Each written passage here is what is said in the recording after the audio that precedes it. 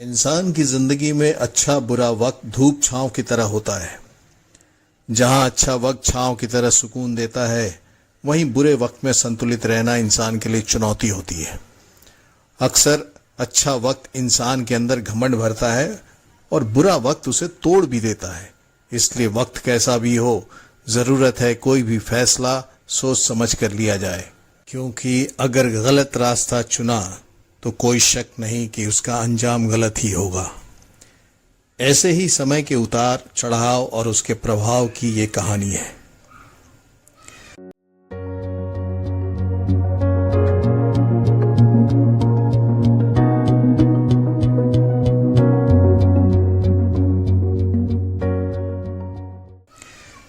शहर के सुनसान इलाके में एक व्यक्ति को एक मोटरसाइकिल सड़क के किनारे गिरी हुई दिखती है। आसपास कोई भी नहीं दिखता तो वो पुलिस को फोन कर कर बताता है कि उसने कहीं रोड के साइड पर एक गिरी मोटरसाइकिल देखी है। पुलिस वाले आकर उसका मुआयना करते हैं।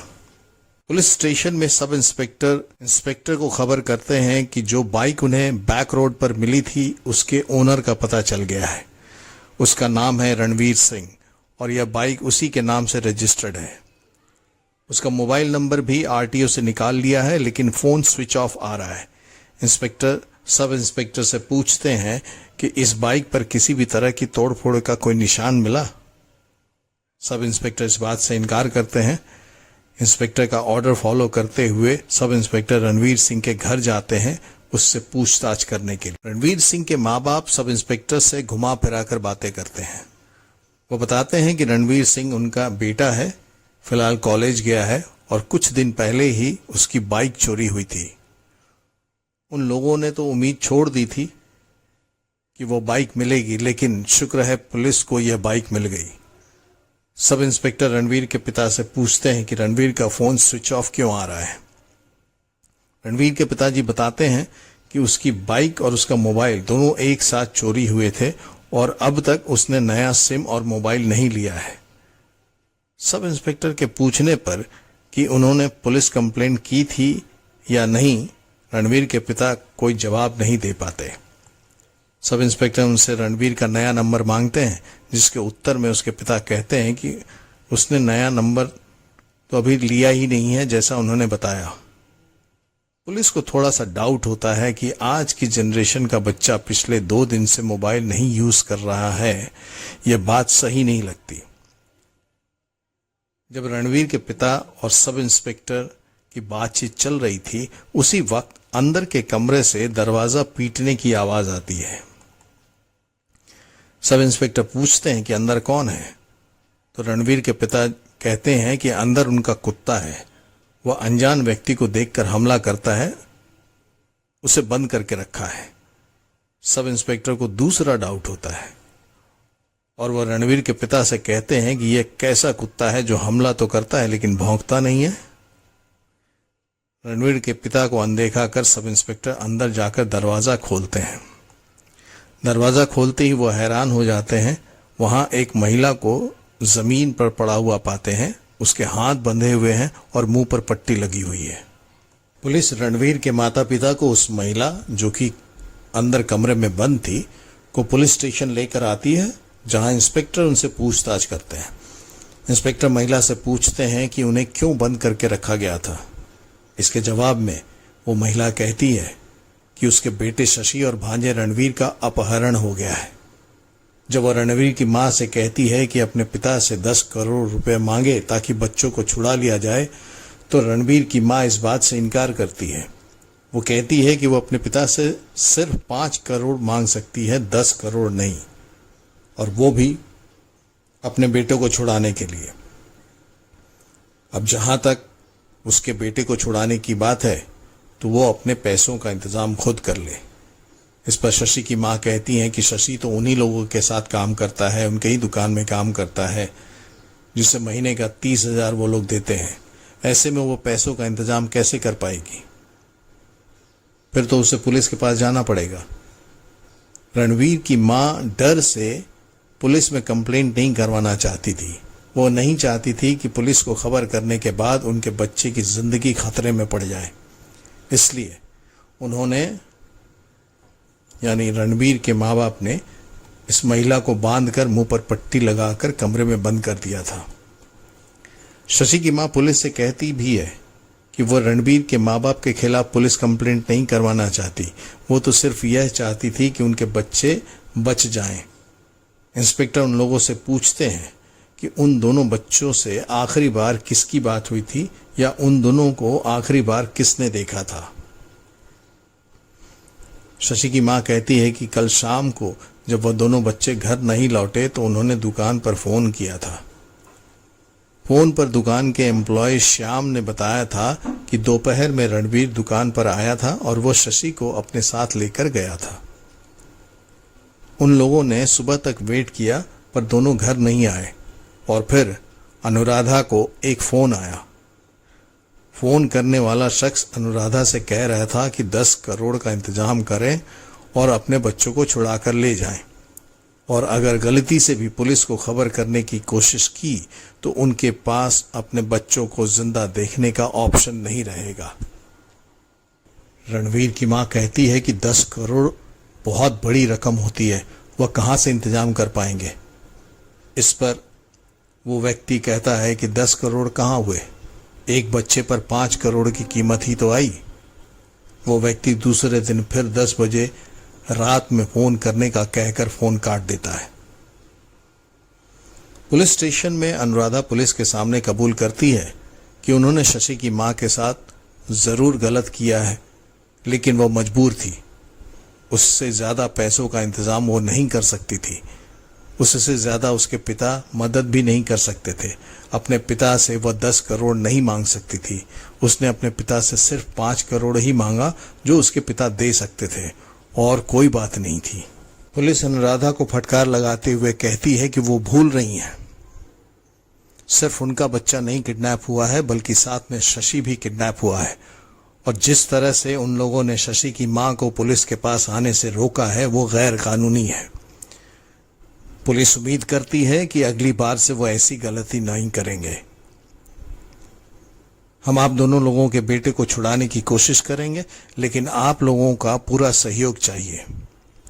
उनके सामने ही इंस्पेक्टर साहब सब इंस्पेक्टर को निर्देश देते हैं कि जिस नंबर से कॉल आया था उस नंबर को इस परिवार से लेकर उसके लोकेशन का पता करें और इस फोन की सारी कॉल डिटेल्स निकलवाएं।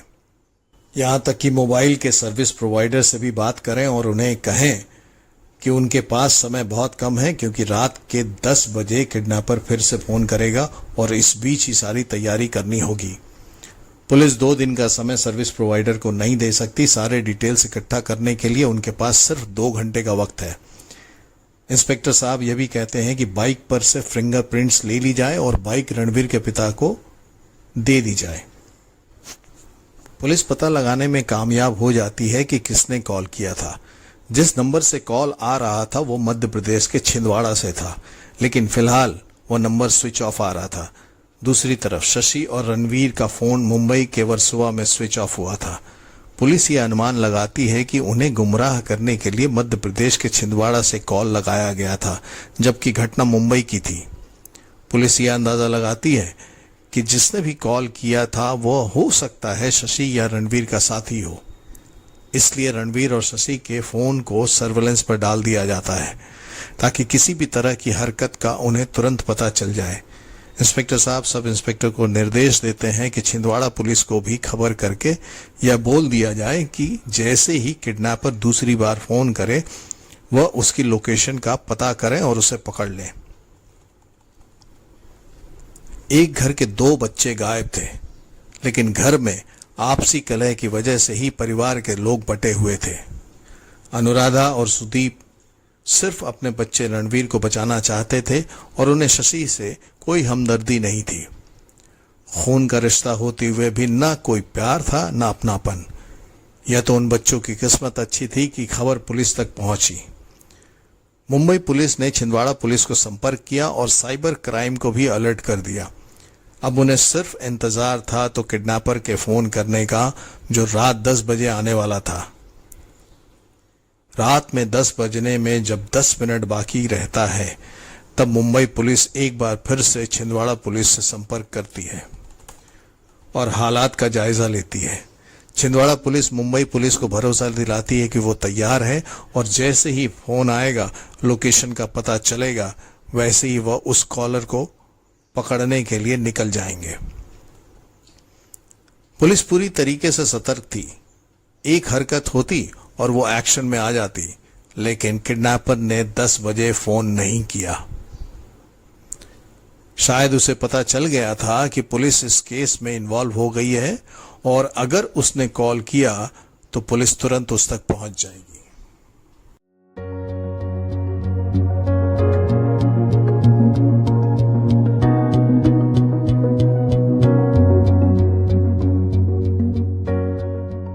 पुलिस अब तक के डेवलपमेंट का विश्लेषण करना शुरू करती है।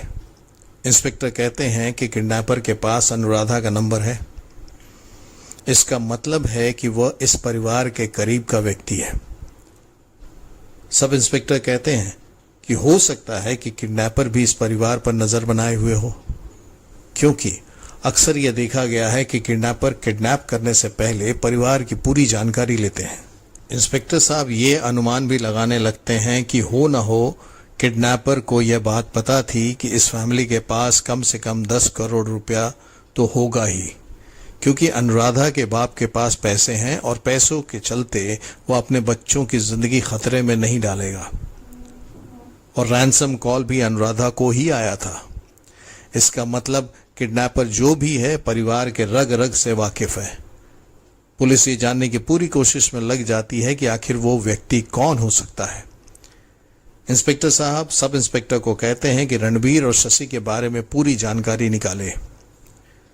वो किस किस से मिलते थे, उनके सर्कल में कौन कौन से दोस्त हैं, वो लोग क्या करते हैं, सारा कुछ। पुलिस को एक पॉसिबिलिटी और भी दिखती है कि हो सकता है कि किडनैपर डर गया हो और इसी वजह से उसने बाइक झाड़ियों में फेंक दी हो। मुंबई पुलिस छिंदवाड़ा पुलिस से संपर्क करके किडनैपर के बारे में पूरी जानकारी इकट्ठा करने को भी कहती है। छिंदवाड़ा पुलिस रैंसम कॉल करने वाले सुमित रस्तोगी के घर पहुंचती है और उनसे इंक्वायरी करती है। पुलिस जब मोबाइल नंबर का कागज दिखाकर उनसे पूछती है क्या यह उनका नंबर है, तो सुमित रस्तोगी बताते हैं कि उन्होंने 2 दिन पहले नंबर तो लिया था, लेकिन जो नंबर पुलिस दिखा रही है वह नंबर नहीं दिया था। हालांकि उस पेपर पर जो पुलिस लेकर आई थी उसमें उन्हीं का नाम और पता है। पुलिस सुमित रस्तोगी से उस दुकान का पता लेती है जहां से उन्होंने नया नंबर लिया था। इधर दोनों मां ने अपने बच्चों को खो दिया था और दोनों अपने अपने तरीके से परेशान थी। अनुराधा शशि की मां पर आरोप लगा रही थी कि अगर वो पुलिस तक नहीं जाती तो शायद उसका बेटा बच जाता। उधर शशि की मां इस बात को लेकर परेशान थी कि अगर पुलिस के पास नहीं जाती तो अपने बच्चों को कैसे बचाती। पुत्र मोह में दोनों परिवार की आपसी कलह बढ़ती हुई दिखाई देने लगी थी। इधर छिंदवाड़ा पुलिस उस दुकान तक पहुंचती है जहां से सिम कार्ड खरीदा गया था। पहले तो दुकान वाला टाल मटोल करता है, कहता है कि कहाँ याद रहता है किसको कि क्या बेचा है। जब पुलिस उससे कहती है कि साफ साफ बताए वरना उसका दुकान सील करवा देगी, तब वो बताता है कि एक व्यक्ति कुछ दिनों पहले आया था जिसने बहुत सारे पैसे दिए थे। पैसे के लालच में ही दुकान वाले ने बिना उसकी तस्वीर और डिटेल लिए उसे सुमित रस्तोगी के नाम पर सिम कार्ड दे दिया था। पुलिस दुकान वाले से सिम कार्ड लेने वाले का हुलिया पूछती है। दुकान वाला बताता है कि वो व्यक्ति लंबा था और उसका रंग सांवला था। कई बार आदमी पैसे की लालच में ऐसा काम कर जाता है जिससे दूसरे की जान खतरे में पड़ जाती है। यही हाल यहां भी हुआ था। इधर इंस्पेक्टर साहब रणबीर के घर पर पहुंचते हैं। उसके माता पिता से कहते हैं कि किडनैपर जो भी है वो उनके परिवार के बारे में अच्छी जानकारी रखता है, इसलिए बेहतर यही है कि वो लोग रणवीर और शशि के बारे में जितनी जानकारी दे सकते हैं वो ठीक ठीक दें। उनकी डेली रूटीन के बारे में बताएं। रणवीर के पिता बताते हैं कि रणवीर सुबह कॉलेज जाता था, उसके बाद वो अपनी एक्टिंग क्लास में जाता था और एक्टिंग क्लास खत्म करके वह घर आता था और किडनैपिंग वाले दिन वो शशि को दुकान से पिकअप करके घर आने वाला था।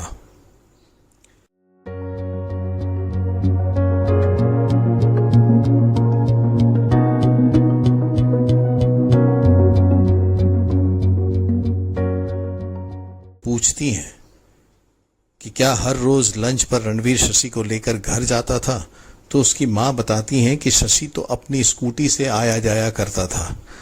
उस दिन उसके स्कूटी का टायर किसी ने काट दिया था। दुकान चूंकि रणबीर के आने जाने वाले रास्ते पर ही पड़ता था, इसलिए रणबीर उस दिन शशि को लिफ्ट देने वाला था। इंस्पेक्टर अपनी टीम के साथ शशि की सोसाइटी में रखी स्कूटी के टायर का मुआयना करते हैं और अपने सहयोगी सब इंस्पेक्टर से कहते हैं कि शायद उनका अंदाजा गलत था कि रणबीर टारगेट था, क्योंकि उनके पास पैसे थे। स्कूटी के टायर के हालत को देखकर तो लग रहा है कि टारगेट रणबीर नहीं शशि था। किडनैपर चाहता था कि शशि दुकान तक घर से पैदल ही जाए, और जब उसे दोनों बच्चे मिले तो उसने दोनों को किडनैप कर लिया। लेकिन इंस्पेक्टर साहब के इस विचार को सब इंस्पेक्टर काटते हैं और कहते हैं कि सर, किडनैपर शशि को क्यों उठाएगा, क्योंकि अगर वो अंदर का आदमी है तो उसे तो पता ही होगा कि शशि की मां प्रतिमा इतना पैसा देने की हालत में ही नहीं है। इंस्पेक्टर कहते हैं यही गुत्थी तो सुलझानी है। किडनैपिंग की वजह पैसा है या कुछ और? बात करते करते इंस्पेक्टर साहब की नजर सीसीटीवी कैमरा पर पड़ती है और सब इंस्पेक्टर से कहते हैं कि सीसीटीवी का फुटेज निकलवाए। उन्हें रणवीर के कॉलेज, एक्टिंग क्लास और दुकान में काम करने वाले हर एम्प्लॉय के साथ यहाँ सोसाइटी में रहने वाले लोगों से भी बात करनी होगी। सोसाइटी में पूछताछ करने पर लोगों से यह पता चलता है कि सिंह जी का परिवार साथ तो रहता था, लेकिन शशि की मां और शशि को लेकर घर में हमेशा तकरार होती थी। रणवीर के माँ बाप शशि की मां और शशि की बिल्कुल इज्जत नहीं करते थे और बात बात पर उन्हें खरी खोटी सुनाते रहते थे। घर में छोटी छोटी बात, जैसे खाने में नमक तेज हो जाने पर भी सुदीप प्रतिमा को भला बुरा सुनाते थे। रणबीर के पापा उनकी बेइज्जती करते थे और अनुराधा उनका सपोर्ट किया करती थी। शशि अपनी मां का साथ देने के लिए कभी कभी खड़ा भी हो जाता था और कहता था अपने चाचा से कि उसकी मां को ऐसा बोलने का उन्हें कोई हक नहीं है, क्योंकि जितना हक उनका है इस घर पे रहने का, उतना ही उन लोगों का भी है। सुदीप और अनुराधा के इन हरकतों को रणबीर का भी समर्थन मिलता था। एक बात तो साफ थी कि इस परिवार में शशि और उसकी मां की कोई भी इज्जत नहीं थी। प्रतिमा के पति की मौत के बाद तो उनकी इज्जत कोई नहीं करता था। यहां तक कि शशि को वो लोग नौकर की तरह ट्रीट करते थे। रोहन तो बिल्कुल भी इज्जत नहीं करता था, वो तो एक नंबर का बदतमीज लड़का है। रणबीर के कॉलेज में पता करने, पूछताछ करने पर यह पता चला कि वह सीधा साधा ही लड़का है। लेकिन आश्चर्य की बात यह थी कि एक लड़के ने कहा कि वो महा बदतमीज था। अपने पैसे की हेकड़ी वो हमेशा दिखाया करता था, खासकर तब जब लड़कियां आसपास हों। एक बार का वाकया बताते हुए उस लड़के ने कहा कि उसके हाथ से एक बार रणबीर ने उसका एक पुराना फोन छीन लिया था। फोन छीनने के बाद उसका मजाक भी उड़ाया और फोन को पटक कर नष्ट भी कर दिया। जब उससे बुरा लगा तो अपने पैसे की हेकड़ी दिखाते हुए बहुत सारे पैसे उसके हाथ में रखे और कहा कि उस पैसे से उसके पास एक अच्छा फोन भी आ जाएगा। रोने धोने की जरूरत नहीं है। रणबीर के एक्टिंग इंस्टीट्यूट से सब इंस्पेक्टर को एक बात पता चलती है कि रणबीर इस एक्टिंग इंस्टीट्यूट में पिछले 1 साल से एक्टिंग सीख रहा था और उसके साथ एक लड़का था नंदू, जो हमेशा उसके साथ ही देखा जाता था। पुलिस एक्टिंग इंस्टीट्यूट के ऑनर से नंदू की तस्वीर ले लेती है। इधर इंस्पेक्टर साहब रणबीर की दुकान पर पहुंचते हैं और वहां स्टाफ से बात करते हैं। एक स्टाफ जिसने अंतिम बार शशि को रणबीर के साथ जाते देखा था बताता है कि शशि वैसे तो किसी से ज्यादा घुलता मिलता नहीं था। दोपहर के 2-2:30 बजे के आसपास रणबीर आए थे और वह शशि को लेकर चले गए। पुलिस के जाते आते वो स्टाफ ये भी बताता है कि रणबीर अकेले नहीं आया था, उसके साथ कोई और भी था, लेकिन वह उसे नहीं जानता। इंस्पेक्टर साहब दुकान में लगे सीसीटीवी कैमरे की तरफ देखते हैं, लेकिन कुछ कहते नहीं हैं।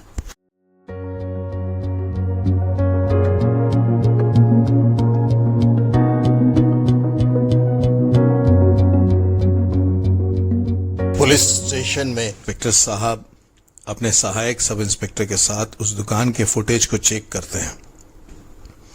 सब इंस्पेक्टर साहब रणवीर के साथ आए हुए एक दूसरे लड़के को झट से पहचान जाते हैं और इंस्पेक्टर साहब से कहते हैं कि यह लड़का जो है वो नंदू है, जो रणवीर के साथ उसके एक्टिंग इंस्टीट्यूट में ही पढ़ता है। नंदू से पता चलता है कि रणवीर उसे उसकी सोसाइटी में छोड़ दिया करता था। नंदू भी एक्टर बनने के लिए मुंबई आया था, लेकिन शुरू में काम नहीं मिला तो महेश जी का वो ड्राइवर बन गया। रणवीर और महेश जी एक ही बिल्डिंग में रहते हैं और उस दिन महेश जी ने फोन करके उसे बताया था कि बांद्रा उन्हें पिकअप करने के लिए आ जाए, इसलिए वो अगले बस स्टॉप पर ही उतर गया था।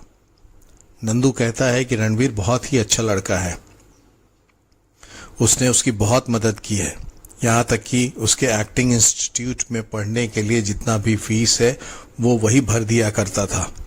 सब इंस्पेक्टर नंदू से पूछते हैं कि क्या इस बिल्डिंग में कोई और नया आदमी आया है जिसे रणवीर की दोस्ती हुई हो। उसके जवाब में नंदू कहता है कि ऐसा तो कोई नहीं है, परंतु पास ही एक लड़की है चारू, रणवीर उसे ही डेट कर रहा है।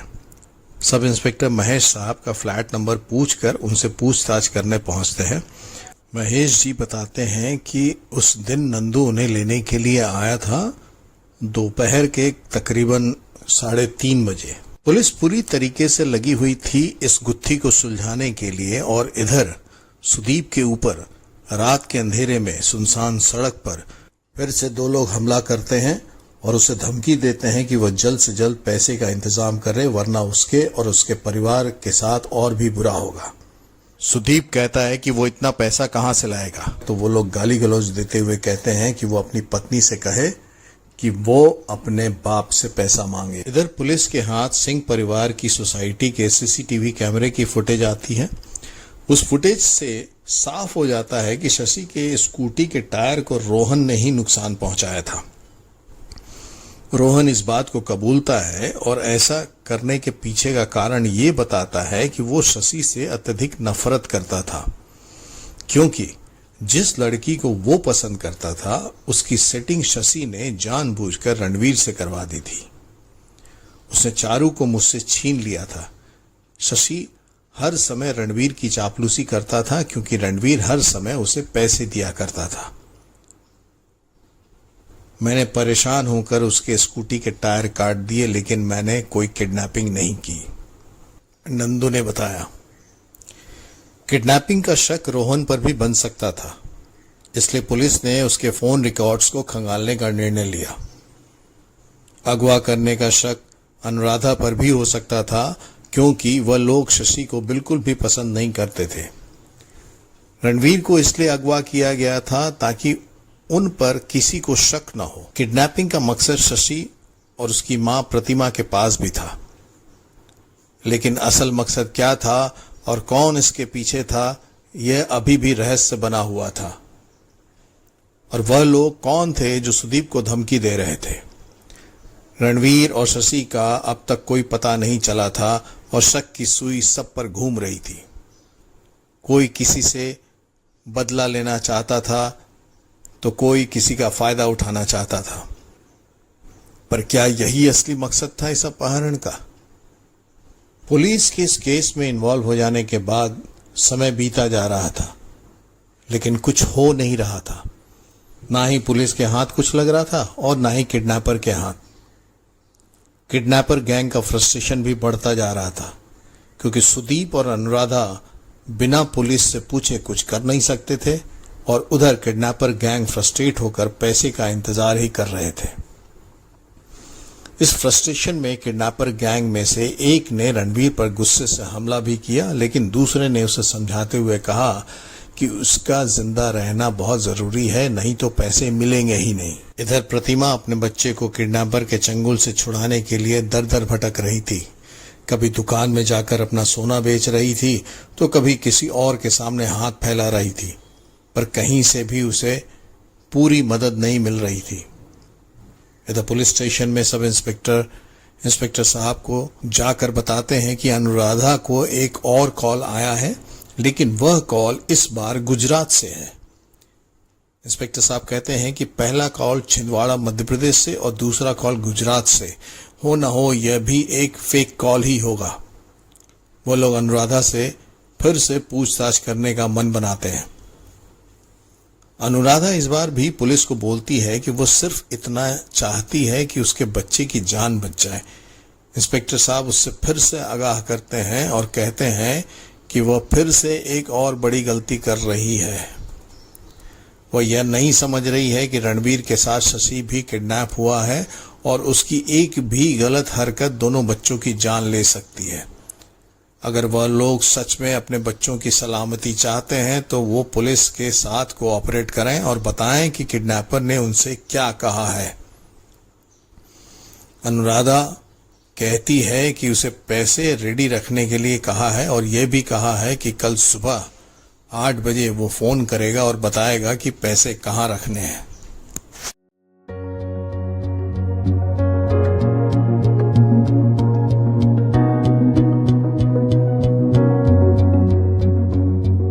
इस बार पुलिस सिंह परिवार को कुछ नहीं बताती और चुपके से कॉल ट्रेस करती है। उन्हें पता चल जाता है कि सिंह परिवार को कहाँ बुलाया है और कहाँ पैसा रखने के लिए कहा है। पुलिस अपनी टीम के साथ पहुंचती है और उस पार्क के चारों तरफ फैल जाती है। थोड़ी देर बाद सुदीप ऑटो से उतरता है।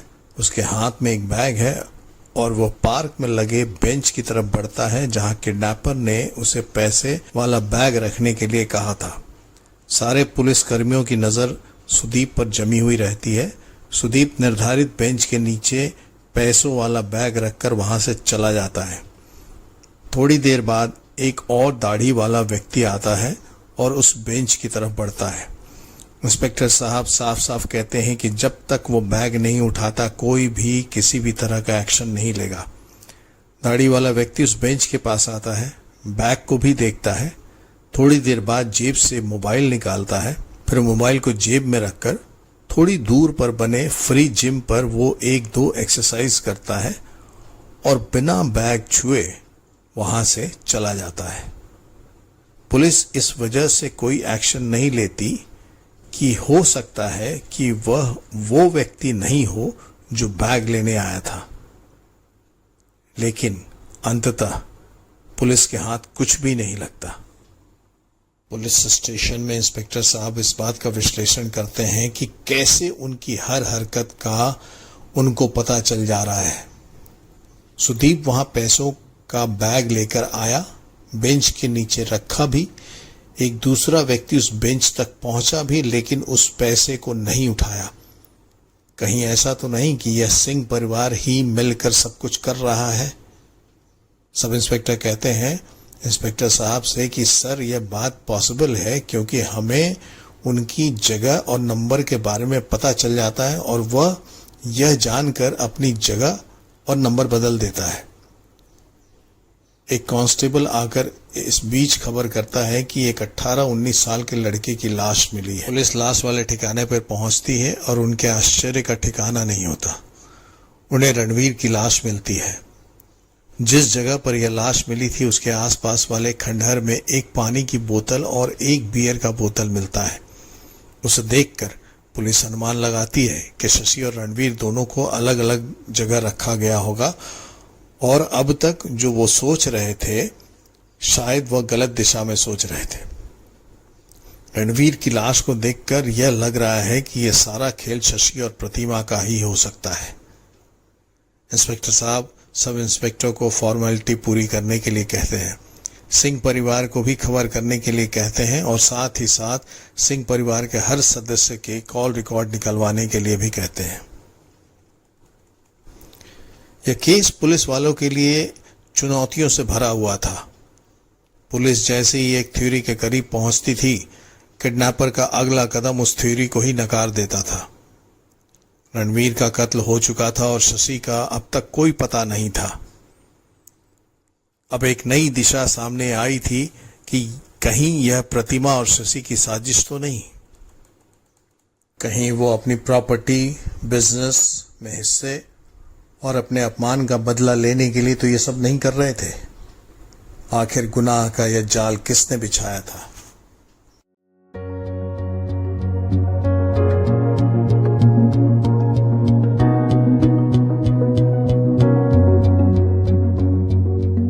रणवीर के गुजर जाने के बाद घर का माहौल बहुत बिगड़ गया था।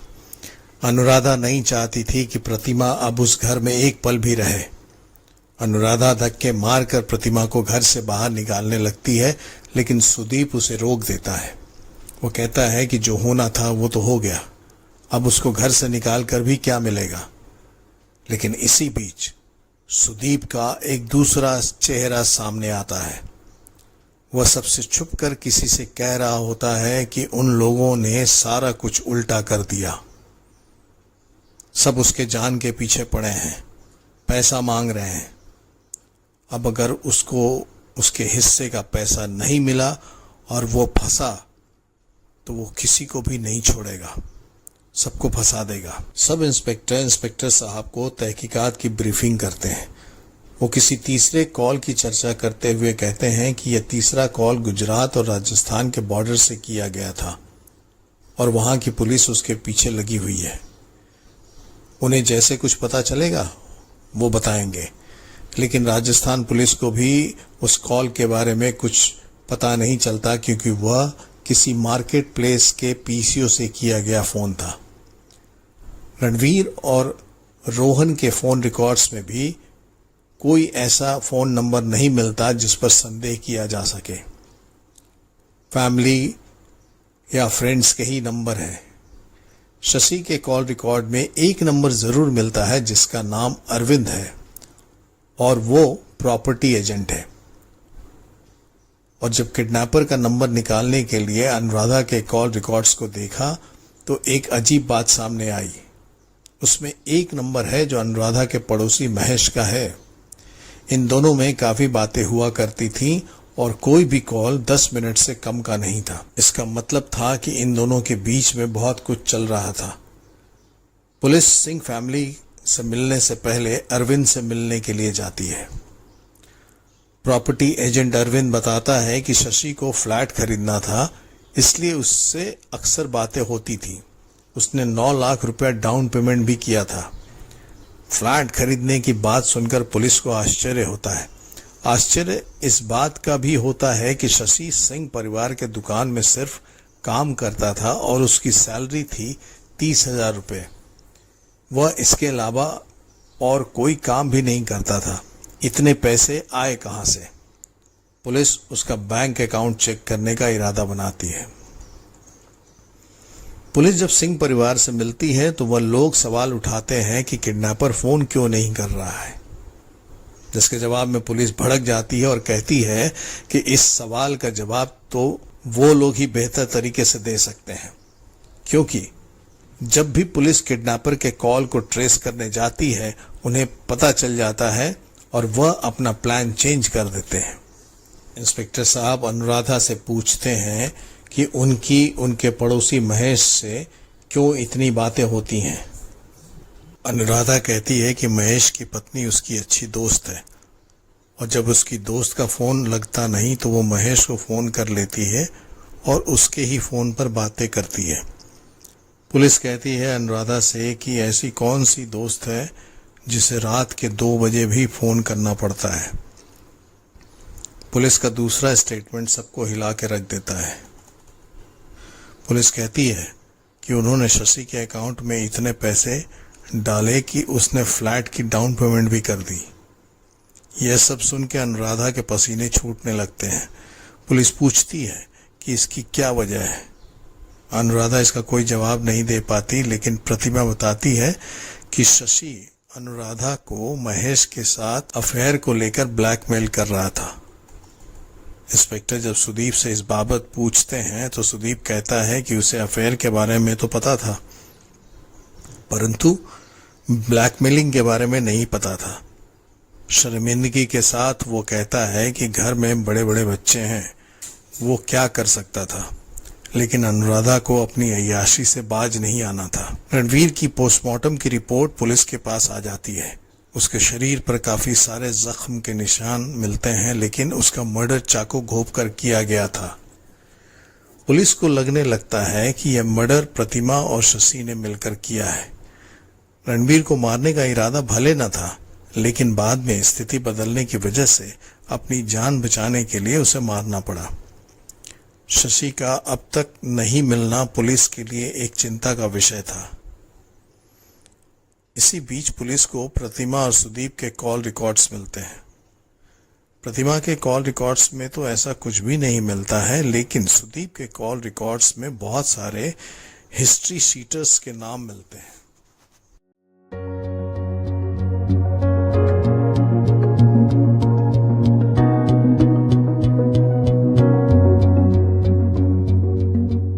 पुलिस सुदीप को अरेस्ट कर पुलिस स्टेशन लेकर आती है और उससे पूछताछ शुरू करती है।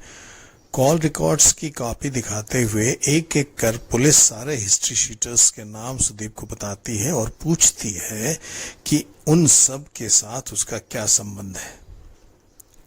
रणवीर और शशि को क्यों किडनैप करवाया उसने। सुदीप कहता है कि भला वो अपने ही बच्चों की किडनैपिंग क्यों करवाएंगे। इस पर सब इंस्पेक्टर कहते हैं कि पैसों के लिए ही उसने अपनी बीवी का अफेयर इग्नोर किया।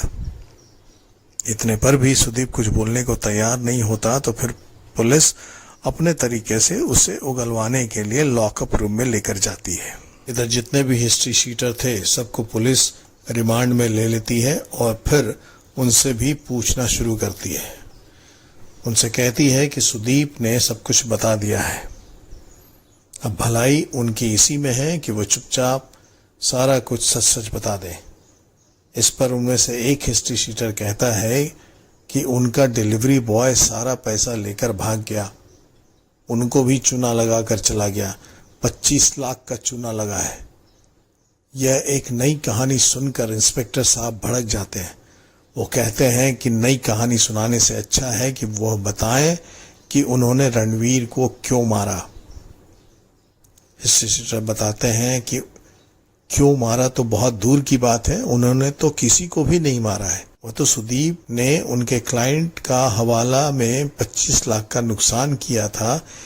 इसी पैसे को वसूलने के लिए क्लाइंट ने उन लोगों को पैसा दिया था, इसलिए ही वो उसके पास गए थे, उसे धमकाया था।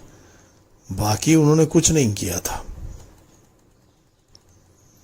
इंस्पेक्टर साहब सुदीप से फिर जानना चाहते हैं कि उसने यह सब क्यों किया, लेकिन वह कहता है कि उसे तो समझ में ही नहीं आ रहा है कि वो क्या पूछ रहे हैं। इस पर इंस्पेक्टर साहब कहते हैं कि उसने तो बहुत बड़ा अपराध किया है, हवाला किया है, और अब तो उसे अंदर करने से कोई भी नहीं रोक सकता। तभी सब इंस्पेक्टर एक बहुत ही महत्वपूर्ण सूचना लेकर आते हैं और इंस्पेक्टर साहब को अलग से ले जाकर बताते हैं कि शशि का फोन ऑन हुआ है, लेकिन उसमें जो सिम डाला गया है वो सिम किसी मुश्ताक के नाम से रजिस्टर्ड है। ये मुंबई के एक दूर इलाके में एक्टिवेट हुआ है। इंस्पेक्टर साहब कहते हैं कि इसका साफ साफ मतलब है कि शशि जिंदा है और इस बार किसी और का सिम इस्तेमाल करने की कोशिश की है। इंस्पेक्टर साहब साइबर क्राइम ब्रांच को अलर्ट करके उस इलाके के लिए निकल पड़ते हैं जहां फोन एक्टिवेट हुआ था। जहां वो फोन एक्टिवेट हुआ था वो एक मोबाइल रिपेयरिंग शॉप होता है और पुलिस यह अनुमान लगाती है कि शशि का फोन वहां रिपेयर होने के लिए आया होगा। मोबाइल शॉप का ओनर मुश्ताक पुलिस को बताता है कि उस पर्टिकुलर IMEI नंबर का मोबाइल आया तो था उसके पास बनने के लिए, और जैसा वो हर मोबाइल के साथ करता है, रिपेयर करने के बाद अपना सिम डालता है, उसको चेक करता है, वैसा ही उसने उस मोबाइल के साथ भी किया था। और उसके बाद जो बंदा आया था मोबाइल देने वो अपना मोबाइल लेकर चला गया। पुलिस शशि का फोटो दिखाकर पूछती है कि क्या वो यही बंदा है। मुश्ताक इस बात से इनकार करता है और कहता है कि जो बंदा मोबाइल लेकर आया था वो लंबा चौड़ा सांवले रंग का व्यक्ति था। पुलिस उससे पूछती है कि क्या उसका स्केच बनाने में वो मदद कर सकता है। मुश्ताक पुलिस की मदद के लिए तैयार हो जाता है और कहता है कि वो पूरी कोशिश करेगा। पुलिस इंस्पेक्टर अपनी टीम के साथ अलग अलग पॉसिबिलिटीज पर डिस्कशन करते हैं। पहली पॉसिबिलिटीज में यह सामने आता है कि शशि ने अगर यह सारा कुछ किया है तो उसके साथ कई लोग शामिल हैं। दूसरा कि शशि अभी भी उनके गिरफ्त में है। और तीसरा कि शशि को भी उन लोगों ने मार दिया। इंस्पेक्टर साहब कहते हैं कि साइबर सेल को फिर से अलर्ट कर दो और जैसे ही यह फोन दोबारा एक्टिवेट हो उनको फौरन खबर करे, उसके लोकेशन की इंफॉर्मेशन दे। किडनैपर गैंग में शशि का फोन दोबारा बजता है, लेकिन उनका जो लीडर है वो इस बात से भड़क जाता है और कहता है कि इस मोबाइल को तुरंत नष्ट किया जाए। वो लोग तुरंत उस लोकेशन को छोड़ देने की बात करते हैं। वो कहता है कि रणबीर को मारकर उन लोगों ने सारा खेल चौपट कर दिया है। लेकिन इससे पहले कि वो लोग उस लोकेशन से निकलें, पुलिस इस बार उनसे पहले वहां पहुंच जाती है और उनको घेर कर गिरफ्तार कर लेती है। उन सब की पुलिस जबरदस्त धुनाई करती है। पूरी तरह से उन्हें कूटने के बाद पुलिस शशि के बारे में पूछती है तो पता चलता है कि शशि को भी उन्होंने मार दिया है। वो किडनैपर उन्हें बताता है कि शशि को मारने की सुपारी उसे मिली थी और ये सुपारी उसे नंदू ने दी थी। जब नंदू की भी जमकर कुटाई होती है तो वो बकना शुरू करता है कि उसे तो सिर्फ शशि को मारना था, रणवीर के साथ तो सिर्फ किडनैप करने का ड्रामा करना था। लेकिन उस दिन जिन लोगों को किडनैपिंग करनी थी उन लोगों ने ज्यादा पी रखी थी और रणवीर भागने की कोशिश भी कर रहा था, बस इसीलिए वो मारा गया। इसका मतलब था कि सिंह परिवार का ही कोई था जो इसमें इन्वॉल्व था। वो सारी जानकारी इधर से उधर कर रहा था। पुलिस नंदू से पूछती है कि कौन है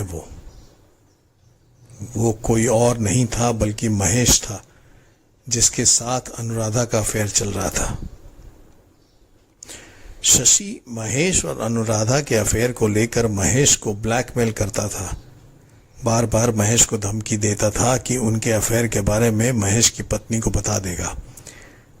शशि से निजात पाने के लिए ही महेश ने दोनों बच्चों की किडनैपिंग का प्लान किया था ताकि पुलिस को गुमराह कर सके। उसका कहना था कि वैसे भी उसके ऊपर किसी का शक नहीं जाता। शशि को मारने और रणवीर को कुछ समय तक रखने के लिए ही उसने नंदू को 10 लाख रुपए दिए थे।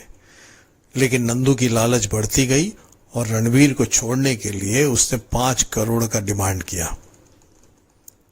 उधर नंदू कबूलता है कि वो मुंबई एक्टर बनने के लिए आया था, लेकिन उसे पता था कि उस पर कोई भी पैसा नहीं लगाएगा। उसे अपने लिए ही फिल्म बनानी पड़ेगी और इस फिल्म को बनाने के लिए उसे 5 करोड़ की जरूरत थी। ये पैसे वो इकट्ठा नहीं कर पा रहा था, इसलिए ही वो उस दिन रणबीर के साथ शशि को अपने घर लेकर गया। घर पर उनके ड्रिंक में उसने नशे की दवा मिलाई और फिर उन दोनों को लेकर आर्य कॉलोनी गया। शशि को तो पहले ही मार दिया था और वहीं गाड़ दिया था। पुलिस को चकमा देने के लिए ही उसने बाइक लोखंडवाला के बैक रोड पर छोड़ दी थी। महेश बताता है कि अनुराधा को इसके बारे में कुछ भी नहीं पता था। वह तो उसके साथ जो भी डेवलपमेंट होता था उसे बताती थी। वो महेश ही था जो पुलिस को मिसलीड कर रहा था। पुलिस ने उन लोगों को भी गिरफ्तार किया जो लोग अलग अलग राज्यों से फिरौती की रकम के लिए फोन किया करते थे और शशि की लाश नंदू की बताई जगह से बरामद की। कहते हैं कि वक्त से पहले और किस्मत से ज्यादा कभी किसी को कुछ नहीं मिलता, लेकिन जब इंसान बेसब्री दिखाता है और जल्द से जल्द सब कुछ हासिल कर लेना चाहता है तो वह अक्सर गलत रास्ते पर ही निकल जाता है। नंदू और शशि ने भी यही गलती की थी जिसका अंजाम उनको भुगतना पड़ा। अनुराधा और महेश को भी अपने नाजायज संबंधों की कीमत अदा करनी पड़ी। प्रतिमा भी दोषी थी। उसने शशि को गलत करने से कभी रोका नहीं, सिर्फ अफसोस करती रही, जो अफसोस अब उसकी जिंदगी बन गया था। सुदीप पैसे के लालच में इतना अंधा हुआ कि उसके सामने उसका परिवार ही उजड़ गया और हवाला डील में इन्वॉल्व होने की वजह से इनकम टैक्स वालों ने उसे गिरफ्तार कर लिया। महेश, नंदू और किडनैपर्स की अलग अलग चार्जेस के तहत गिरफ्तारी हुई और कानूनी कार्रवाई शुरू हो गई। कहते हैं कि किसी का हक मारना और जल्द से जल्द कामयाबी तक पहुंचना कई बार अपराध की पहली सीढ़ी बन जाता है। याद रखना बहुत ज़रूरी है कि अपराधी बनने से हम खुद को, अपने आप को रोक सकते हैं। ज़रूरत है तो सिर्फ विवेक और धीरज की। उम्मीद करता हूँ कि आपको ये कहानी भी पसंद आई होगी। अगर आपको कहानी पसंद आई है तो इस चैनल को सब्सक्राइब ज़रूर करें, लाइक करें, कमेंट करें, क्या अच्छा लगा क्या नहीं लगा, और बहुत ज़्यादा पसंद आया हो तो अपने दोस्तों के साथ इसे शेयर भी करें। आपका इतना करना हमें बहुत ही मजबूती प्रदान करता है और चैनल को ग्रो करने में बहुत मदद करता है। धन्यवाद।